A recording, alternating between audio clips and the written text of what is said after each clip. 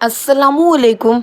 जब अल्लाह ने फरिश्तों से कहा कि इब्राहिम मेरा दोस्त है तो फरिश्तों ने कहा कि दोस्त बनाया है इसलिए उनको इतनी नेमतों से नवाजा है। अल्लाह ने फरमाया कि इब्राहिम मेरी दोस्ती के काबिल है, जाओ इम्तिहान ले लो। फरिश्ते इब्राहिम अलैहिस्सलाम को आजमाने पहुँचे। आप खेत पर बैठे थे, एक फरिश्ता वहाँ इंसानी शक्ल में बैठकर तस्वीर पढ़कर अल्लाह की शान बयान करने लगा। जब आपके कानों में मीठी सी आवाज गई तो आप ढूंढते हुए उसके पास पहुँचे और पूछा कि तू मेरे अल्लाह का जिक्र कर रहा था? फरिश्ते ने कहा मैं ही था। आपने फरमाया एक दफा फिर कर दो। उसने बोला पहले तो मैं अपनी मर्जी से कर रहा था पर तुम्हारे कहने पर तभी करूँगा जब तुम बदले में मुझे कुछ दोगे। आपने फरमाया बोलो क्या चाहिए? अल्लाह के जिक्र के बदले जो चाहे वो मांग लो। फरिश्ते ने कहा कि अपनी सारी बकरियां दे दो। आपने कहा ले लो, बस जिक्र सुनाते जाओ। फरिश्ते ने फिर तस्वीर पढ़ना शुरू की। आप अल्लाह की शान सुनते गए और कहते गए और सुनाओ। कुछ वक्त में फरिश्ता चुप हो गया और कहा कि इतनी कीमत पर बस इतना ही सुना सकता हूँ। आपने कहा तू मेरे सारे जानवर ले लो, बस जिक्र सुनाते जाओ। ऐसा करते जिक्र के बदले में आपने अपनी सारी गाय भैंसे ऊंट सब दे दिए। फिर जब फरिश्ता चुप हुआ तो आपने वजह पूछी।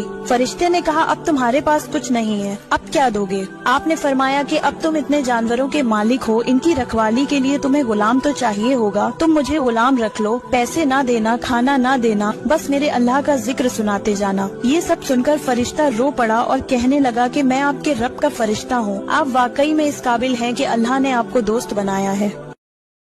सुभान अल्लाह, सुभान अल्लाह। दूसरों को भी शेयर करें, लाइक करें, कमेंट्स करें। जज़ाकल्लाह खैर।